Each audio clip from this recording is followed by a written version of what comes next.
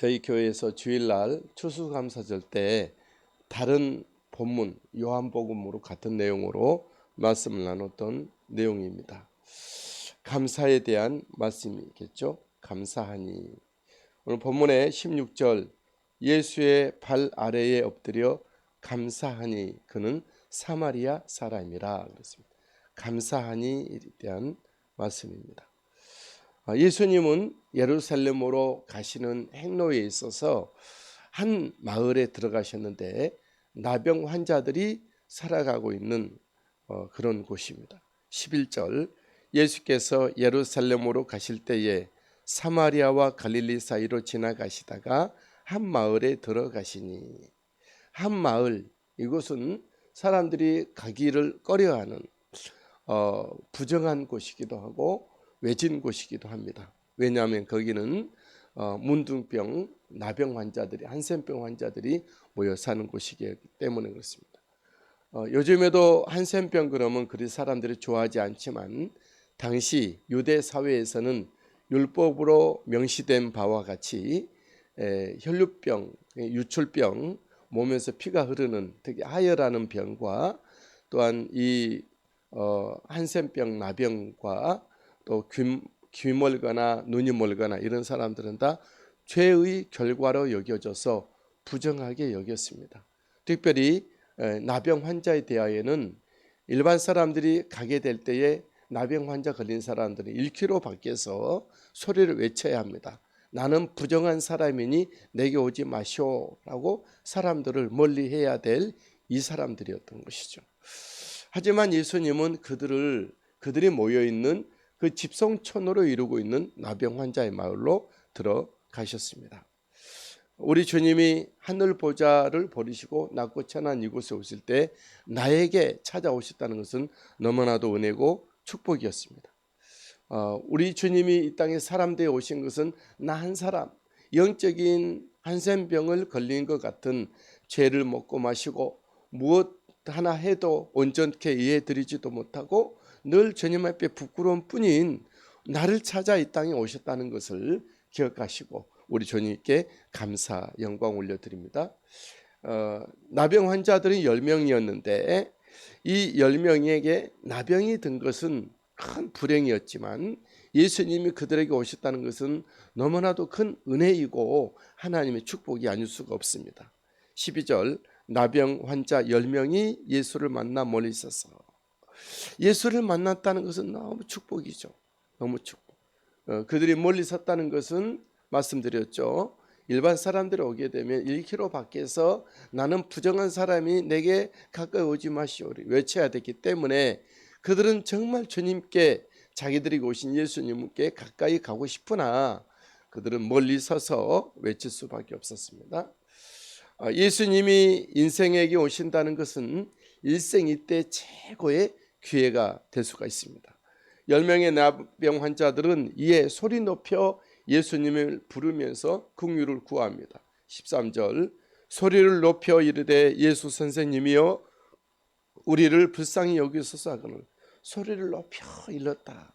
거리도 멀었지만 거리가 멀어서라기 거리가 먼 것보다 더 이 소리를 높여 소리 지렀던 이유는 그들의 절박함, 간절함 때문이었습니다. 예수님이 이번에 오셨다가 지나가면 언제 오실지 모르지 않습니까? 우리가 일생 가운데 사는 동안 내 일생 동안 주님을 정말 만나야 되는데 내 일생 사는 날 동안 주님을 만나지 못하고 지나간다면 우리는 기회를 놓치는 것이죠. 어쩌면 우리가 오늘 하루 살 수밖에 없을 수도 있는데 오늘 내가 주님을 더 깊이 만나지 못하면 나에게는 기회가 없는 것이죠. 그래서 우리는 숨 쉬는 순간마다 주 예수 그리스도님 앞에 기회인 것이고 우리는 늘 주님을 고대하고 사모하고 열망해야 한다는 것이죠. 그냥 넋없이 넋놓고 사는 것은 정말 이해할 수가 없고 정말 삶의 어떤 이유 원인을 삶의 어떤 기쁨, 간절함 그런 것이 생명의 사람들은 특히 예수 그리스도를 만난 사람들은 더 주님을 만나기 위하여 날마다 간절함과 절박함으로 주님을 기다리고 주님을 구하는, 그래서 예배할 때도 그냥 예배가 아니고 기도할 때도 그냥 기도가 아니고 정말 뼛속에서 나오는 주님 앞에 간절함과 기도와 간구가 있게 된다라는 거죠. 이들이 소리를 높여 있어요. 예수 선생님이요. 예수 선생님이라는 것은 그들은 예수님에 대해서 정확한 정보를 알지 못하여서 최고로 높여 드리는 말. 나중에는 그의 발 앞에 엎드리는 한 사람을 보지 않습니까? 이렇게 예수님을 만난 사람들은 처음에는 선생님으로 불렀다가 나중에는 엎드려 감사하였다. 발 앞에 엎드려. 우리를 불쌍히 여기소서. 우리가 저와 여러분들은 이 10명의 문둥병자들까지 뭔가 내 삶에 문제가 있고 내 인생 가운데 어려움이 있고 뭔가 내게 닥쳐와 있는 어떤 삶의 폐단이 있을 것입니다. 이걸 가지고 주님 앞에 간절하게 긍휼을, 자비를, 은혜를 구해야 한다는 것이죠. 내가 아직도 온전치 못하면서도 괜찮거니 하는 것은 본인과 다른 사람과 하나님 앞에 마이너스일 것입니다.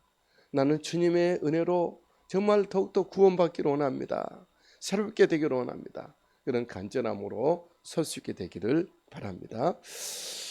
하나님은 그를 부르는 자들을 예수 그리스도 우리 하나님을 부르는 자들에게 귀를 기울이시고 들으시고 응답하시는 우리 예수님이시죠. 예수님을 부르던 10명 나방 환자들로 가서 제사장에게 몸을 보이라 합니다. 14절 보시고 이르시되 가서 제사장들에게 너희 몸을 보이라 하셨더니 예수님은 예수님께 구하는 10명의 나병 환자들로 가서 제사장에게 몸을 보이라 이렇게 말씀하셨어요. 가서 제사장에게 몸을 보이라. 왜냐하면 당시 제사장들에게 몸을 보인다는 것은 이 사람들의 정결함과 부정함에 대한 판결을 제사장들이 했기 때문에 다시 말하면 이 사람이 병이 나 나병 환자의 나병이 나아서 사회로 진입할 수 있는 것인지 일상으로 돌아갈 수 있는 것인지 가정으로 돌아가서 가정생활하고 학업도 하고 결혼도 할 수 있는 것인지 판결을 제사장들이 했다라고 하는 것이죠.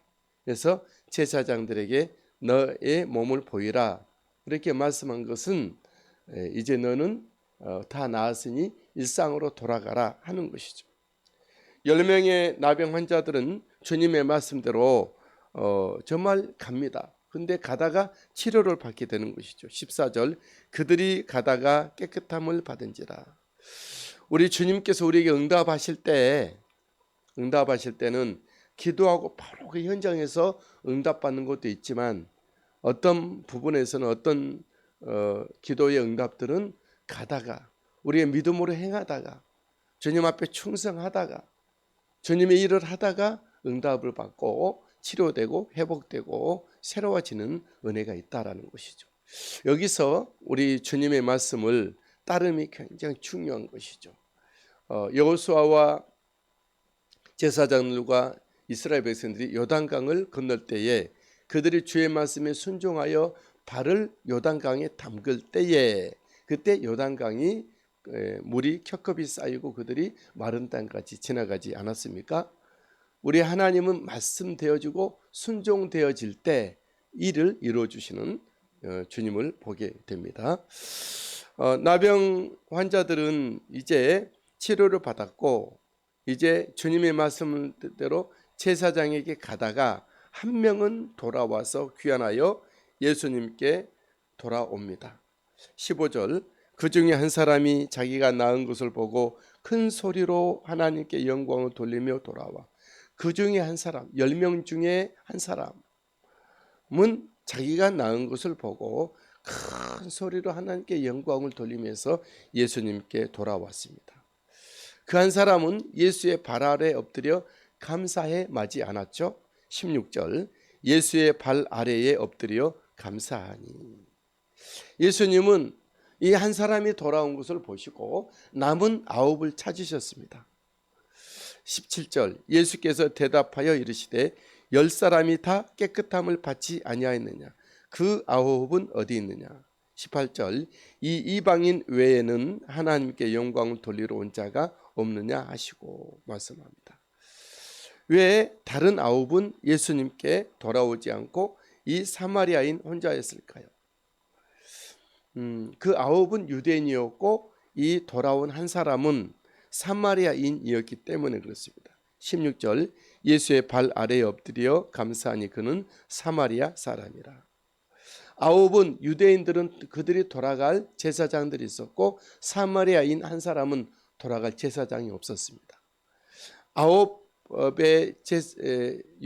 아홉의 문둥병 유대인들은 인간 제사장에 갈 수 있었지만 사마리아인은 병 나은 사마리아 한 사람은 참된 제사장이신 예수 그리스도께 돌아올 수가 있었다라는 것이죠. 무엇을 말씀합니까? 우리가 하나님의 은혜를 받고 축복된 삶을 살게 될 때에 우리는 세상에 가서 사람들에게 가서 자꾸 감사하려고 합니다. 물론 그것은 틀린 것은 아니고 그 감사를 잘 해야 되겠죠. 하지만 우리가 진정 감사해야 될 참 제사장은 누구시죠? 예수 그리스도 그분이라는 거죠. 나의 삶의 시작점과 나의 삶의 보장과 나의 삶의 풍성함을 주시는 내 생명의 풍성함의 출처는 근원은 공급처는 예수 그리스도 그분이다라는 것이죠.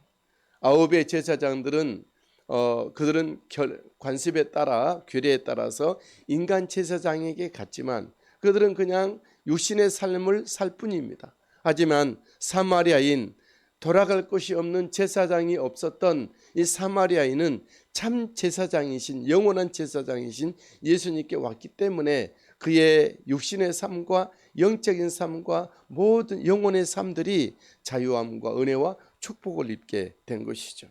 저와 여러분들이 돌아가고 감사해야 될 제사장은 영원한 제사장이신 예수 그리스도 그분인 것을 믿습니다. 주님은 감사한 이 한 사람에게 더 큰 감사를 내려주시죠.